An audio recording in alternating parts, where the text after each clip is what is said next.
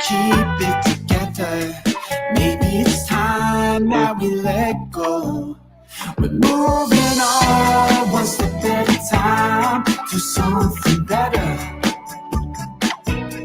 We're moving on one step at a time to something better. So we're moving on one step at a time to something better. We're moving on one step at a time to something better. Maybe the day will be better. So everything that you knew about your genes may be wrong. Our DNA is not our destiny.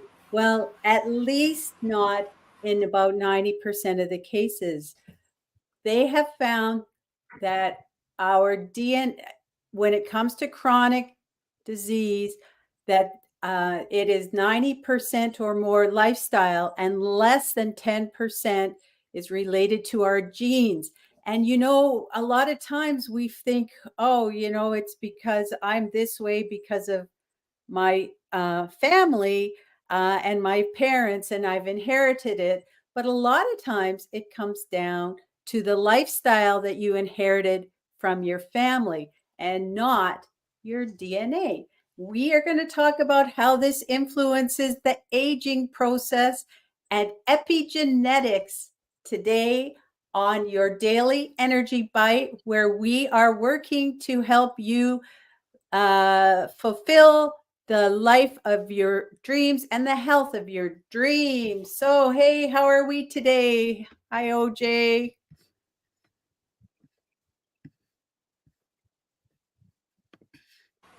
Hi, Debbie. All right. So, Yay. the question is, what is epigenetics? It's a pretty fancy long word, and we already know what we've said is that it comes down to lifestyle. So this is a fairly new area that we didn't hear a lot about epigenetics until recently. I don't know what recently is, but it's definitely not a newer thing out there. But it is a field within the study of genetics, and it focuses on our gene expression and how it's regulated and influenced by factors other than just the changes in the underlying DNA. And so, to say that simpler, epigenetics actually explores how external or environmental factors can impact how genes are turned off or turned on. So ultimately, determining what our traits and characteristics are. So, for example, you could have the gene for breast cancer disease, but it doesn't necessarily have to be turned on. So your epigenetics is what is going to determine that. And so epigenetics sounds kind of like it's kind of a big thing. So I wanted to show you a little bit about epigenetics here. So if you could imagine that you're in a library, okay, and all of these books are actually your DNA. So they're filed with the books, and the books contain all of the instructions. That's your genes for building and maintaining your body. And it's all in this library here. And each book would represent a gene, and the words in the book represent the instructions for that gene. All right, so we've got our genes and all of the instructions on what those genes represent and what their specific instructions are. So now imagine that, of course, we need librarians in our library. So they are the ones who manage the books and make sure that and manage which ones are accessible, which ones are not. And so the librarian can place bookmarks, post-it notes, stickies, or highlight certain sections of the book to indicate which instructions should be followed and which ones should be ignored. So in this case, your library is the DNA, and inside of that, the books represent the individual genes within your DNA. And the words on the paper are the instruction codes for the that are coded in your DNA. And the librarian represents the epigenetic mechanisms so that they can modify whether or not and provide and do modifications to the instructions. So that's the post-it notes. So that kind of might give you a picture of what epigenetics is.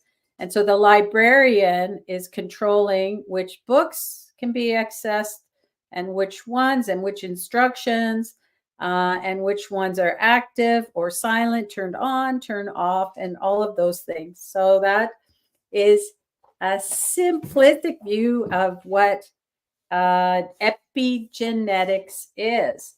And so the external factors like lifestyle and environmental exposure, it will influence the librarian's decision on how they're going to use those post-it notes and how they're going to modify the instructions. And so that's epigenetics. Now, one of the mechanisms that you may have heard of this, but one of the mechanisms that is part of this epigenetics is called methylation. And you may have heard of methylation.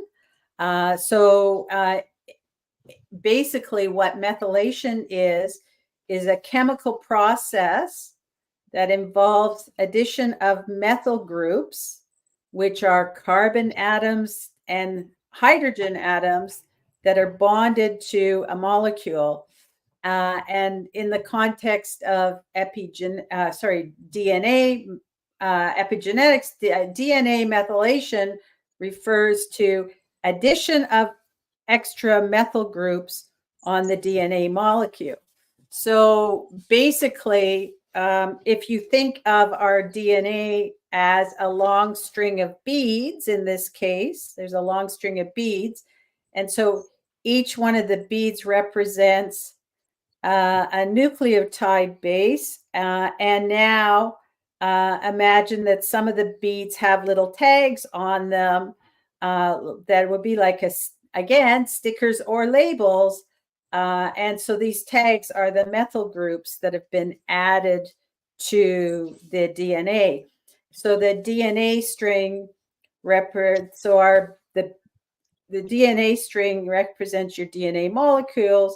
The beads are the individual nucleotide base, and then the tags represent the methyl groups that are added. So this is the methylation process.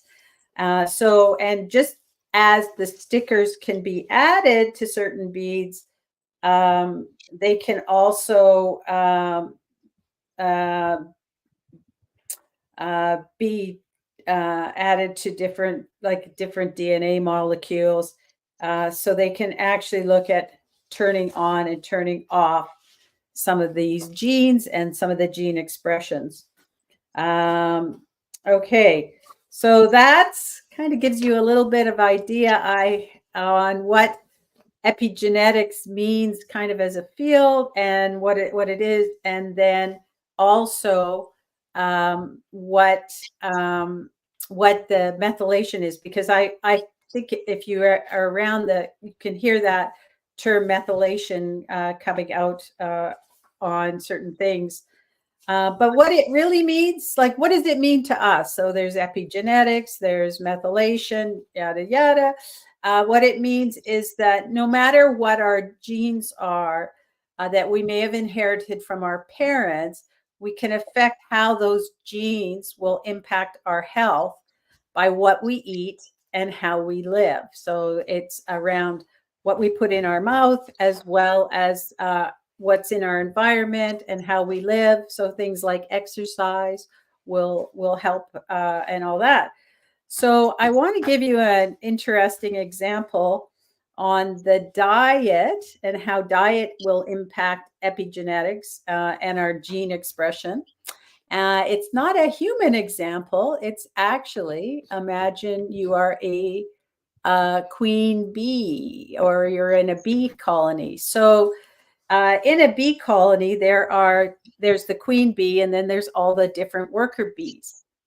And believe it or not, the DNA and the genes they are identical. So there's no difference in the genetics of the queen bee as it relates to the worker bees. It's exactly the same. So a queen bee will live for around 3 years, lays about 2,000 eggs a day. A worker bee gets the short end of the stick. They're the workers. They live for about 3 weeks, and they actually are functionally sterile, so they are not reproducing. So how does that happen that it's different when the two have the same genetic factors? So there's no difference in their genes.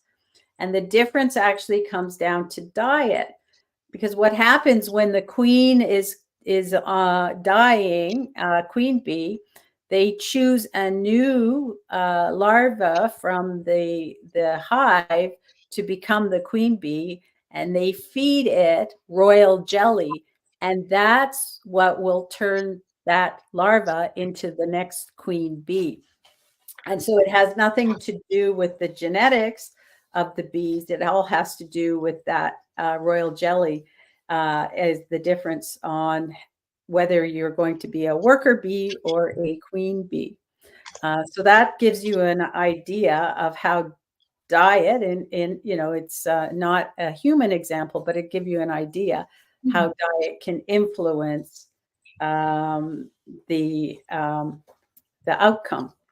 It's not all about the genes. Okay. So now what we're going to do is we're going to talk about the epigenetic clock. And so when we talk about that, the epigenetic clock, so that when you're looking at epigenetics, they actually have the ability to measure. So this is the clock, the methylation patterns, and that they can, by the methylation patterns, they can get pretty close to what our chronological age is. So within a few years. Now, for most of us, we already know what our chronological age is, but it might help in cases like when somebody is murdered and they find a body by the side of the road or something. One of those kind of cold case or whatever, when they could actually have an idea of what the age of the person was.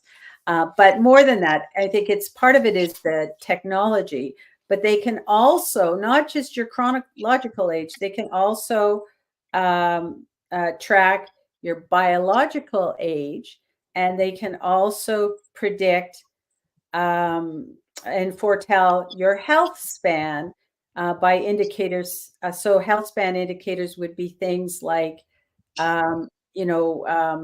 frailty, cognitive decline, maybe arthritis, and progressive diseases like Alzheimer's. So they have, through our epigenetics and measuring the methylation patterns, they can tell a lot about our health and where we are at. And so studies actually have shown by studying centenarians that some centenarians, actually, their aging is so slow compared to kind of the normal pattern that someone over 100 as a centenarian can have the DNA methylation of a 60-year-old. And also they've been able to show, done some analysis And for us women, it's a little bit of good news, is that women actually, they've shown age slower than men. So that was interesting news. And we see that because life expectancy of men and women is different. I know that, see, this is where the epigenetics comes in, because over time, the difference between the lifespans of men and women has shrunk, and a lot of that has to do with the lifestyle of women changing as women went into the workforce and picked up all the stress and maybe some of the habits. I know at one point smoking was a big deal, and more women started to smoke, and their lifespan got closer to what the male lifespan. So um, definitely, they've been able to show that the women's lifespan actually is through the methylation, that it is actually a higher lifespan than men. So that's the kind of where they've been able to go with it. But here is where the good news comes in, and as it relates to aging. So we can actually turn back the clock. You do not have to accept where you are on your biological age and your health span. uh, you can actually influence it and change it. And what does it come down to? It comes down to your diet and your lifestyle. So here's some of the things that will matter when it comes to changing your lifestyle. I didn't put this one on here, but cigarettes and smoking will actually accelerate your biological aging. I don't think that is a surprise. You can slow down your biological aging by your what you put in your mouth, and also it's not just what you put in; it's also dietary restrictions. So that means like restricting your calories, aka eating what calories you should. Interestingly enough, they did studies on people who had bariatric surgery, so the weight loss surgery to shrink the stomach, staple or do that surgery for the stomach, and that did not turn back the clock. So the thought is it's the quality of the food you're eating more so that is an impact. And so lifestyle factors. So one of the ones is that helps turn the clock back is eating more fruits and vegetables. And it has a great exercise has an impact, but eating the fruits and vegetables has a bigger impact than exercise. And the one that accelerates your aging is eating meat, than obesity as well, which I kind of talked about related to cutting back on your calories.